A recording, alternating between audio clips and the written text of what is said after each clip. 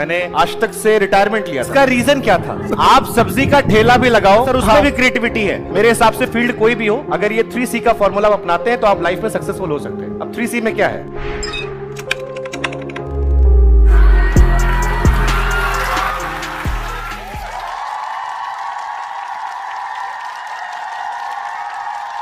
अब आपके सामने जो है उन्हें परिचय के मोहताज नहीं है।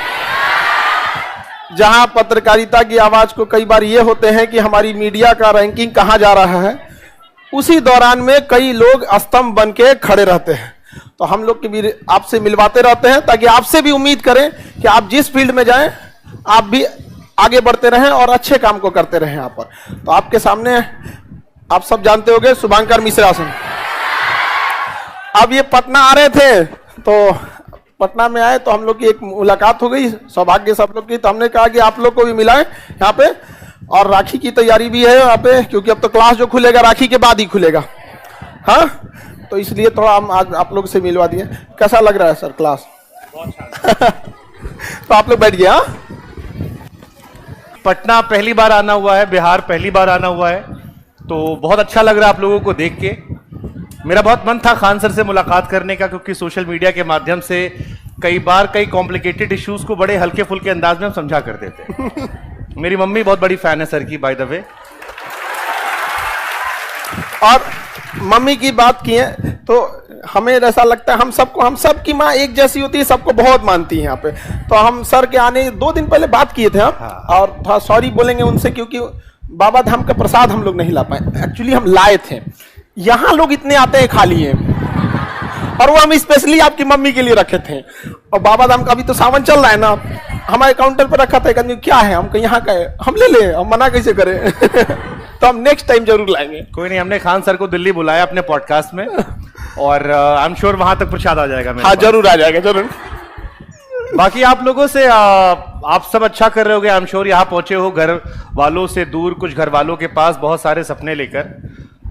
मेरी लाइफ का एक्सपीरियंस इतना रहा कि मैं जब कॉलेज के टाइम में था और जब मैं बाद में एंकर बना, तो मेरे मन में कई बार ये सवाल आता था कि ऐसा क्या था कि जो मैं, क्योंकि आपको में शायद कुछ लोग जानते होंगे, मैंने बीटेक मैकेनिकल इंजीनियरिंग की है। तो बीटेक से जब मैं टीवी की दुनिया में आया तो मेरे करियर में सक्सेस बहुत तेज आने लगी। मैं उन कुछ जर्नलिस्ट में था जो बहुत जल्दी नाम कमाने लगे।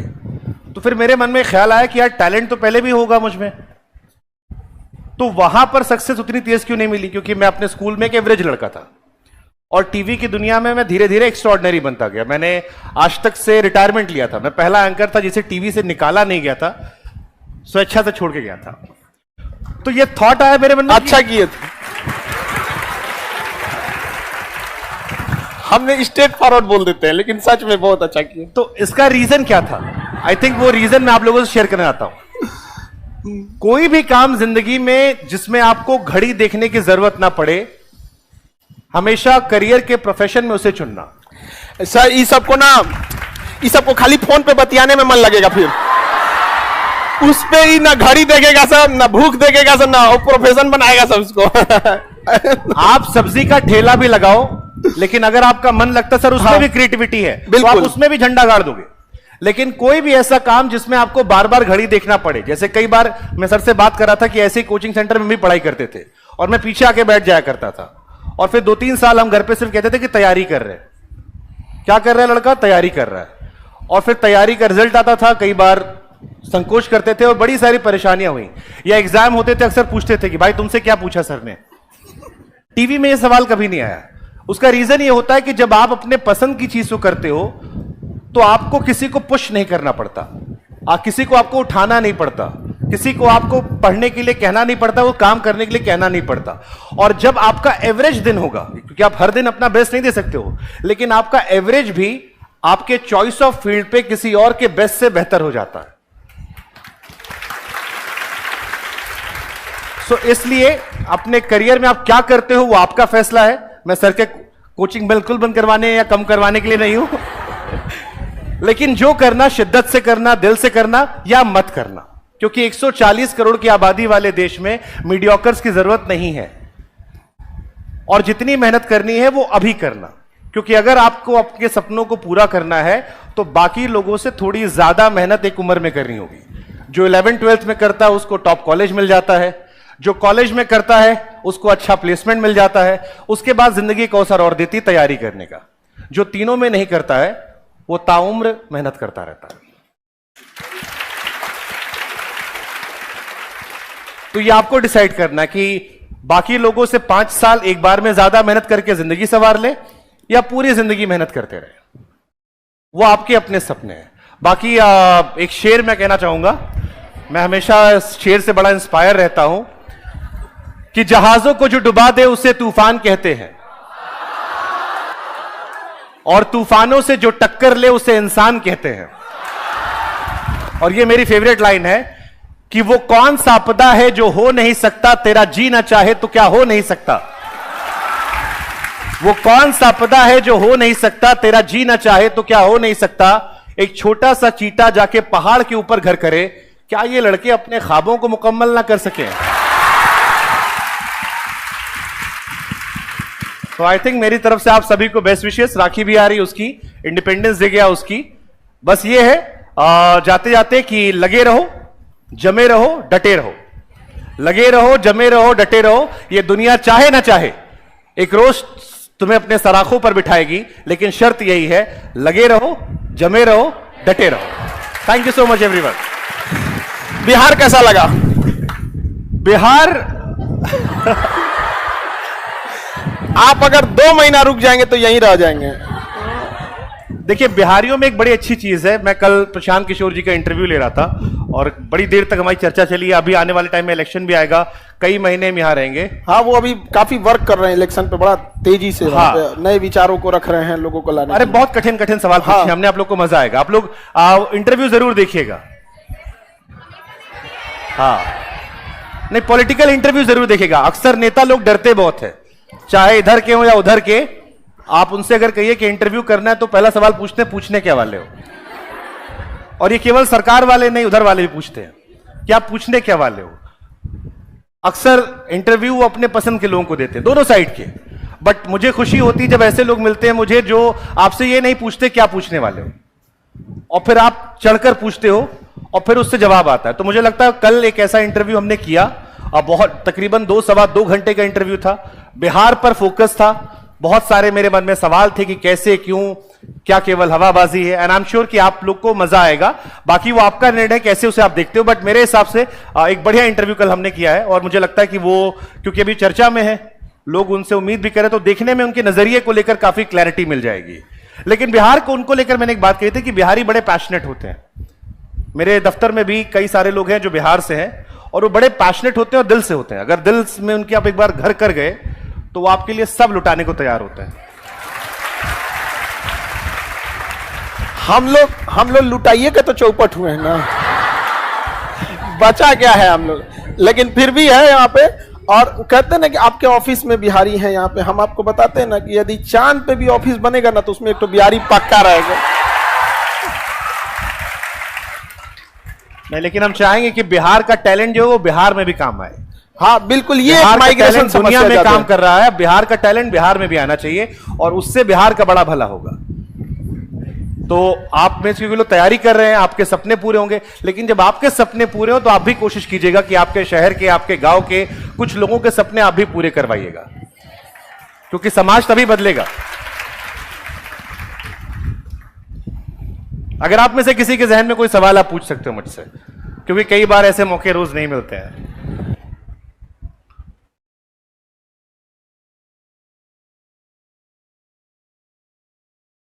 देखिए, खान सर रक्षाबंधन मनाने वाले हैं बड़े पैमाने पे, तो मुझे लगता है कि राखी के साथ आपकी कविता भी शायद वो ले लेंगे। पोयम ले लेंगे हम वहां पे आपको। आप पोयम लिख के लाइए कुछ। सर से कोई सवाल पूछना है पूछिए। हमको पोयम, आप पोयम मेरे पे लिखी है। हाँ जी। सर से कोई सवाल है तो पूछ लीजिए। पोयम राखी के दिन सुना दीजिएगा, ठीक है? राखी आपका 2 दिन बचा हुआ है यहाँ पे बस। हाँ, यहाँ पे उस दिन पोयम आप सुना दीजिए।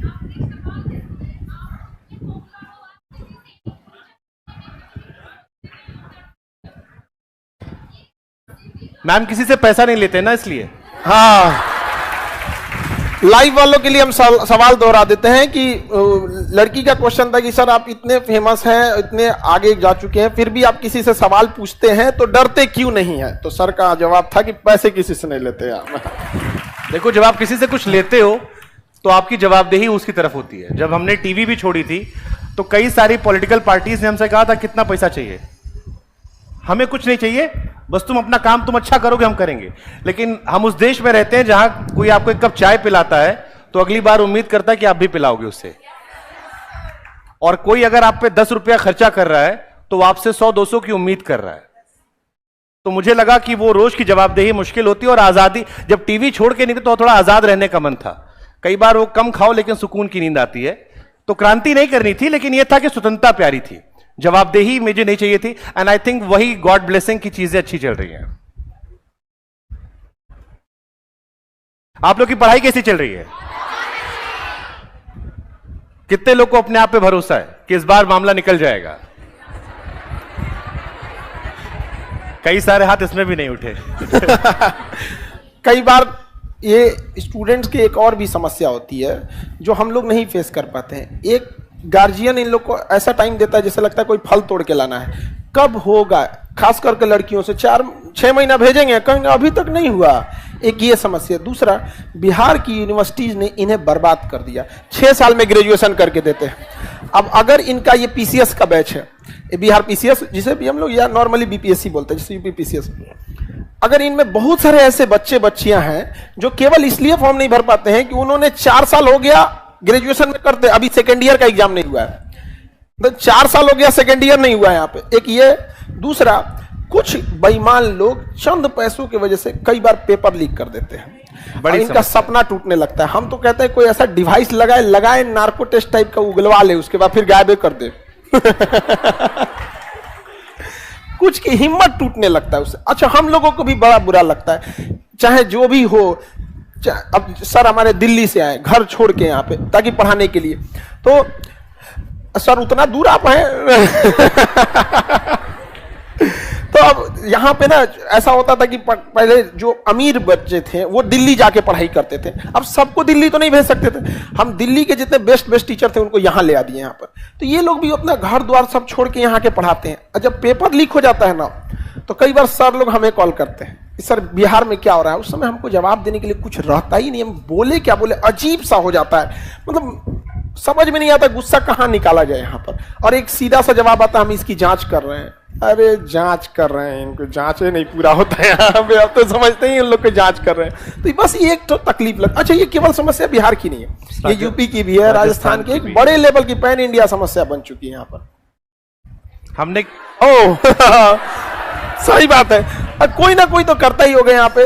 अब होता है यहाँ पे गांव में ना, ये धर्रा बन गया कि पैसा से नौकरी मिल रही है। क्षणिक फायदा सबको चाहिए होता है। जो मेहनत नहीं कर रहा हो, पैसा दिखा रहा है, किसी को नेता बन के लूटना है, वो कई बातें, मतलब मैं सहमत हूं इस बात से कि अगर आप जात देख के वोट देंगे तो जाहिर सी बात है जो नेता आएगा वो आपको पैसा दे के आपका वोट ले रहा है, तो पैसा कहां से लाएगा? जात के साथ साथ भात भी देख रहा है। हाँ, मतलब जात भात जो भी आ रहा है, 5 किलो 6 किलो नहीं, वो तो कई सारी चीजें हो गई। लेकिन जब आप आदमी की जगह जाति, और ये बहुत सच्चाई भी है, मैं जैसे आप में से इतने लोग बैठे हो, मैं दावे से कह सकता हूं कि 70% लोगों का नाम सुन के बता सकता हूं आप किस पॉलिटिकल पार्टी को वोट देते हो। ये तो 60 से 70% लोगों के बारे में 30% वो होते हैं जिनमें 5-10% रेयर एग्जेम्पशन होते हैं। बाकी आप किसी पॉलिटिकल पार्टी से या तो डायरेक्ट जुड़े हुए या बेनिफिट ले रहे हैं, तो आप अपने कास्ट के अलावा वोट देते हैं, वरना सबका तय होता है। मेरे परिवार से लेकर आप सबका एक कह सकते हो। तो आई थिंक ये एक परसेप्शन तोड़ना बहुत जरूरी है। नहीं तोड़ोगे तो फिर नेता को पैसा चाहिए। अब नेता की फंडिंग भी तो कोई कर रहा है ना, इलेक्शन में खर्चा कर रहा है, गाड़ी चलवा रहा है, हेलीकॉप्टर लेके उड़ रहा है, कोई पैसा दे रहा है, तो पैसा वो रिटर्न भी तो चाहिए होगा। तो रिटर्न अपने घर से तो देगा नहीं, तो कहां से लाएगा? ऐसे ही कुछ ना कुछ कांड होंगे, कभी घोटाला होगा, कभी आपके पेपर लीक होंगे, कभी कुछ होगा। तो आई थिंक वो भी एक बड़ी समस्या है, बट वो हमारे हाथ में नहीं है। हमारे हाथ में ये कि हम अपना सक्सेस कैसे पाए। तो एक छोटा सा फॉर्मूला मैं आप लोग को देके जा रहा हूं, बहुत इजी फॉर्मूला है 3C का। मेरे हिसाब से फील्ड कोई भी हो, अगर ये 3C का फॉर्मूला अपनाते हैं तो आप लाइफ में सक्सेसफुल हो सकते हैं। अब 3C में क्या है? पहला, कॉन्फिडेंस, जिसलिए मैंने आप लोगों से पूछा था कि आप में से कितने लोग को लगता है कि इस साल निकल जाएगा मामला। तो सबसे पहला तो आपको आत्मविश्वास होना चाहिए कि मैं कर लूंगा। जैसे खान सर से मैंने बात की तो सर ने कहा कि पहले मैं ट्यूशन पढ़ाता था, but he was having confidence कि मैं कर लूंगा, एंड आई एम श्योर इनके सपने आगे भी होंगे कि ये भी कर लूंगा।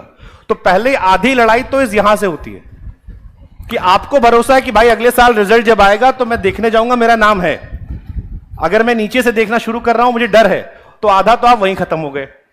तो first is confidence, second clarity कि अब ये तो है कि हम कर लेंगे गुरु, अब करेंगे कैसे? तो करने का तरीका सर है, वो अलग अलग फील्ड के अलग अलग है, वो आप अपने सीनियर समझ सकते हो किस फील्ड में आप क्या कर रहे हो। But first should be confidence, second should be clarity कैसे किया जाएगा, and the last should be consistency. वो शाहरुख खान ने कहा था ना कि आपकी तबीयत खराब होगी, गर्लफ्रेंड नाराज होगी, बॉयफ्रेंड गुस्सा हो जाएगा, बीच में ब्रेकअप हो जाएगा, कभी घर में पैसों की समस्या होगी, कभी रोड पे बारिश होगी, कभी ऑफिस आने का मन नहीं करेगा, बहुत सारे इश्यूज होंगे, लेकिन उन सब के बीच में रोज आपको कंसिस्टेंसी रखना है उस पीरियड में कि सपना पूरा हो। सो अगर आप में कॉन्फिडेंस है, उसके साथ क्लैरिटी है, और with clarity you have consistency, कर ली दुनिया मुट्ठी में। एक और बताते हैं, जैसे हम ट्यूशन शुरू किए थे, आज टीचिंग बन गए यहाँ पे। आज कोई भी ऐसा गरीब विद्यार्थी भारत के किसी कोना पे वो ये नहीं कह सकता है खान सर के रहते मेरी पढ़ाई रुक सकती है, चाहे जिस फील्ड की पढ़ाई करे। इसीलिए नीट जेईई में भी हम लोग स्टार्ट किए कि उसमें यहाँ पे। और एक और बात बताते हैं, आने वाले, अभी तो ये छोटा लक्ष्य नहीं है, बड़ा लंबा लक्ष्य है, लेकिन कुछ समय ऐसा होगा कि दहेज लेने से लोग को डर लगेगा, और हम लोग उस पर वर्क कर रहे हैं। और आप लोग का धीरे धीरे थोड़ा साथ चाहिए, धीरे धीरे थोड़ा वर्क कर, अचानक नहीं जाना चाहिए, वरना मतलब किसी आग में हाथ डालने से पहले देखना चाहिए कितना गर्म है, उसी हिसाब से हटना चाहिए। तो एक ये भी समझता कि वो दहेज का पैसा आपकी पढ़ाई पे खर्च हो सके, और जिस दिन आप लोग पढ़ लिखिएगा उस दिन सबसे ज्यादा फायदा इस देश को होगा, क्योंकि एक पक्षी कभी अपने एक पंख से नहीं उड़ सकता है। हम पुरुषों को लगता था कि आज हम लोग आगे बढ़ा सकते हैं, आज तक ट्राई कर रहे हैं लोग 70 साल से। एक बार आप लोग का भी साथ मिल जाएगा, सब आगे बढ़ेंगे। बाकी आप सब लोग को अच्छा लगा होगा। जैसे सर अपने फील्ड में एकदम बेस्ट किए, आप लोग भी अपने अपने फील्ड में जाइएगा, बेस्ट कीजिएगा, ठीक है? चलिए, आप सब लोगों को happy Rakshabandhan. Thank you so much everyone, ध्यान रखिए अपना, खुश रहिए, मस्त रहिए। ठीक।